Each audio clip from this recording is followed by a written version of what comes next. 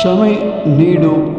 ನಿನ್ನ ನೆರೆಯವನು ಮಾಡಿದ ತಪ್ಪಿಗೆ ನೀನು ಪ್ರಾರ್ಥಿಸುವಾಗ ಕ್ಷಮೆ ದೊರಕುವುದು ನಿನ್ನ ಪಾಪಗಳಿಗೆ. ಸಿರಾಕನ ಗ್ರಂಥ 28ನೇ ಅಧ್ಯಾಯ 2ನೇ ವಚನ.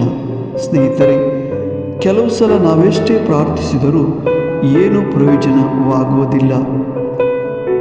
ದೇವರ ಈ ವಾಗ್ದಾನದಂತೆ ನಮ್ಮ ನೆರೆಯವರ ತಪ್ಪುಗಳನ್ನು ನಾವು ಕ್ಷಮಿಸಿದಾಗ ನಮ್ಮ ಪಾಪಗಳ ಕ್ಷಮೆಯನ್ನು ನಾವು ಹೊಂದಿಕೊಳ್ಳುತ್ತೇವೆ.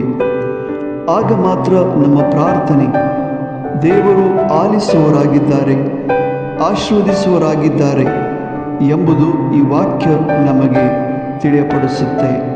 ಈ ವಾಕ್ಯದಂತೆ ನಾವು ನಡೆದುಕೊಳ್ಳೋಣ. ದೇವರ ಆಶೀರ್ವಾದ ಹೊಂದೋಣ. ಆಮೇನ್.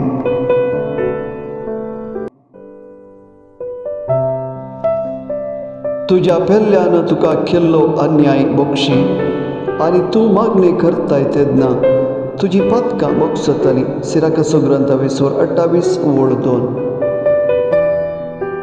आमी कितलेय मागल्यारी आमकां सवार पावटी मेळना. देवाच्या ह्या उतरा प्रकार आमी आमच्या पेल्ल्याक बक्षिता तर देव आमची पथकां बक्षिता आणि तेदळा मात्रे देव आमची मागणी ऐकता आणि आमकां आशीर्वाद दिता. म्हूण हें उतर आमकां जागयता.